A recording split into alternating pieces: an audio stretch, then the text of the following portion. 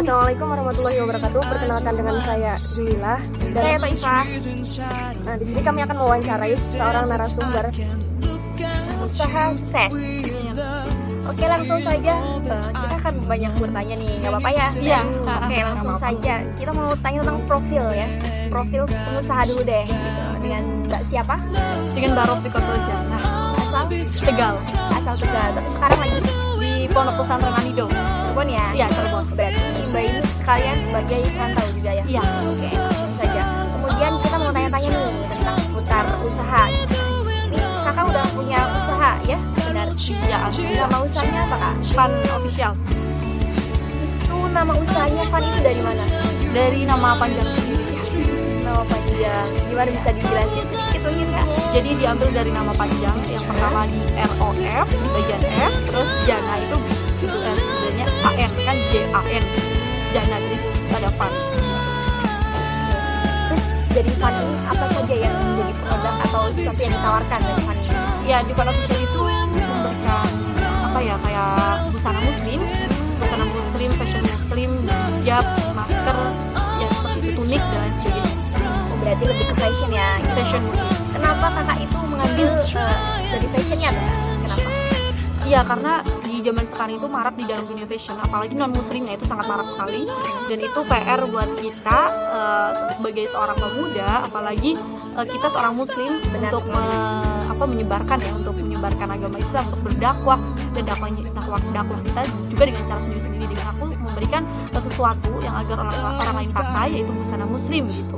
Itu ya memberikan menutup aurat untuk orang lain kan, dengan desain-desain yang semenarik mungkin. Insya Allah juga itu bermanfaat buat orang lain pakai, orang lain suka gitu. Berarti di sini ada misi dakwahnya juga ya kak? Iya, amin. Latar belakangnya ya apa ya? Terus ada lagi yang ditanyakan? Tuh kan Tergambar itu latar belakang dalam usaha. dalam menjalankan usaha itu apa ya? Jadi latar belakang dari sebuah kesusahan, mungkin bisa dibilang seperti itu. Jadi dari kecil aku itu tidak difashionkan oleh orang tua. Di saat orang lain mungkin di anak kecil tuh kayak di busanya disamain, ini atas pink bawah pink, terus mau pergi ada busanya sendiri, ini tuh ada busanya sendiri. Di saat itu orang tua itu dalam keadaan perekonomian kurang mumpuni mungkin ya pada saat itu. Jadi desain baju itu apa adanya, bahkan dulu saking nggak ada baju bagusnya gitu buat pergi gitu.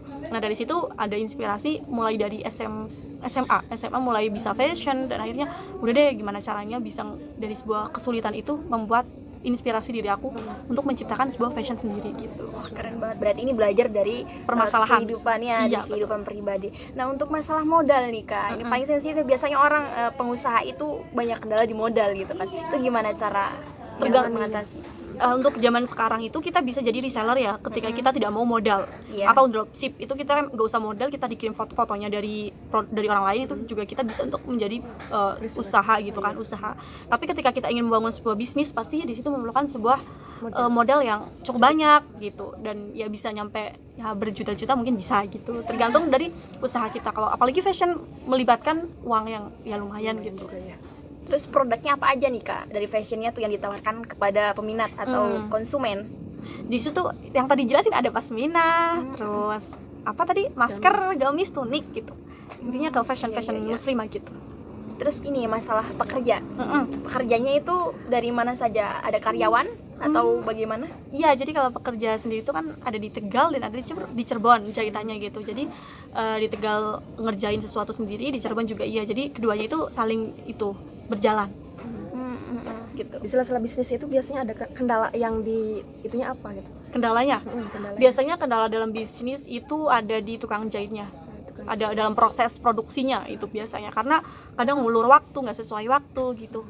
Berarti kalau itu kendalanya di sana. Iya, Kalau cuma di situ aja sih. Pemasarannya gitu, ada kendala nggak? Dalam segi pemasaran pasti awal-awal ada, karena kok bisa sih sebuah barang kita nggak laku-laku, kenapa sih pemasarannya kita gitu. Kita itu ketika dalam berbisnis kita perlu yang namanya endorsement, atau kita berbisnis dengan orang lain yang dia punya followers banyak, dia orang terkenal, punya followers, ya ibarat kita kayak artis-artis gitu kan. Artis-artis ada yang misalkan brand ambassador Wardah, terus brand ambassador Rabani dan lain sebagainya. Itu kita butuh orang-orang yang seperti itu Oh iya. untuk bekerja sama. dari ini sendiri tuh endorse-nya Mbak Roviko sendiri atau nggunain orang lain maksudnya? Kalau aku sendiri awalnya tapi perkembangan berkelanjutan itu aku pakai orang lain, pakai model dari orang lain juga. Untuk membuat sebuah produk yang profesional kita juga membutuhkan model-model yang profesional, orang-orang yang terkenal, pasti melibatkan orang-orang yang seperti itu. Terus untuk bahan-bahan yang digunakan nih Kak, Iya. biasa kan fashion kan pasti bahannya dipertimbangkan sama orang gitu. Itu bahannya apa Kak? Kalau aku bahannya itu menggunakan Madinah, terus Toyobo, Wali Kerap yang grade A.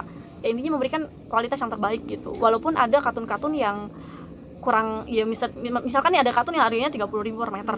Terus ada juga katun yang harganya 24 atau 23. Nah, aku sekalian nih ngambilnya yang per meter 30 gitu. Karena kenyamanan ketika kita memakai busana itu penting juga gitu. Dan itu membuat nilai brand kita itu juga menjadi lebih baik. Gitu. Terus masalah harga paling ditunggu-tunggu sama orang ini gitu. Harganya kira-kira harganya berapa sih Kak gitu? Kalau harga itu kisaran 200 ke atas. Nah, itu untuk apa? Untuk busana muslim. Busana muslim. Iya. Kemudian Terus yang untuk kerudungnya? Kalau kerudung 50-40-an. Itu tuh yang segi 4 atau yang pasmina atau yang kayak gimana? Bener, yang ada yang segi 4, ada yang pasmina juga. Berarti sekitar 50.000-an. Iya, malbun 40-an. Kalau untuk yang terbaru nih, untuk yang masker. Yang masker itu 10.000. Rata itu maksud 10.000-an. Iya. semuanya Gitu, murah banget ya, murah. Alhamdulillah. Alhamdulillah. Terus untuk omset, langsung aja omset nih. Omset yang Kira-kira dapat omset yang dapat dari awal pertama ngerintis sampai sekarang tuh kira-kira dapat berapa sih omset? Berapa ya? Ya, omset ya alhamdulillah bisa sekitar, karena kan sekarang masih itu ya fokus dalam jadi mahasiswi. Pelajar santri juga gitu. Ini pesan Bapak itu kayak gini, untuk sekarang udah fokus dulu ke kuliah, ke mondok gitu. Ketika Allah mentakdirkan ini kamu udah diwadahin, kamu bisa usaha kayak gini, tapi ini bukan saatnya kamu boleh kayak gitu untuk sampingan. Tapi ketika udah selesai kamu bisa ini, jadi nanti kamu nggak bingung lulus kuliah mau jadi apa gitu. Tapi untuk sekarang jangan difokusin dulu gitu. Nah, untuk omsetnya pun kita belum menjamin untuk gede gitu, karena emang belum kepikiran untuk ke situ. Udah ada kepikiran tapi belum saatnya gitu. Nah, paling sebulan 1 juta. Terus alhamdulillah.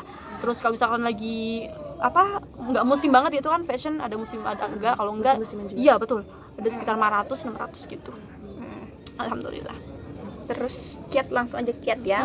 Kiat sukses gitu, kiat suksesnya. Jadi kiat sukses yang pertama itu, dalam apapun kita mau sukses itu yang pertama ada di niat. Itu yang terkadang orang itu suka melupakan hal itu gitu.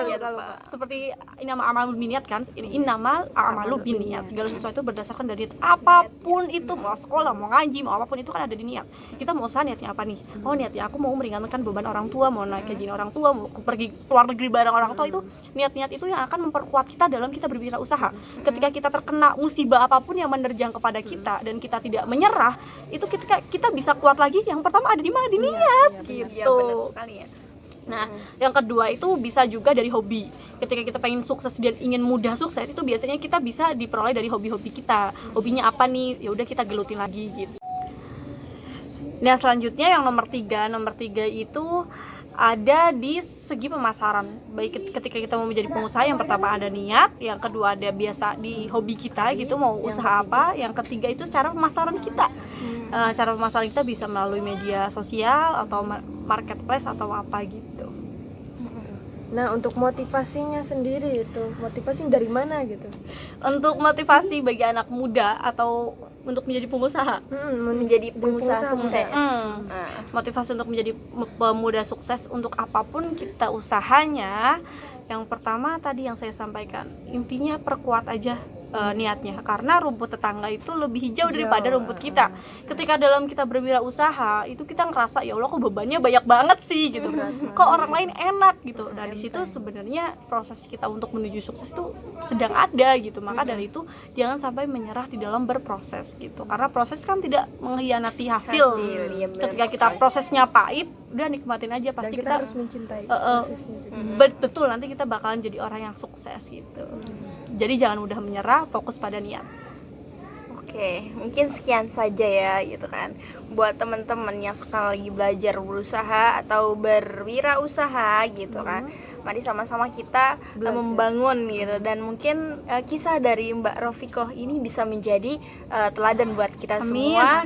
Dan harapannya Sama-sama belajar mungkin, ya. Mungkin harapannya untuk kedepannya lebih sukses ya Mbak ya. Amin. Amin. Amin. Oke, sekian saja dari kita, kurang lebihnya mohon maaf. Wassalamualaikum warahmatullahi wabarakatuh.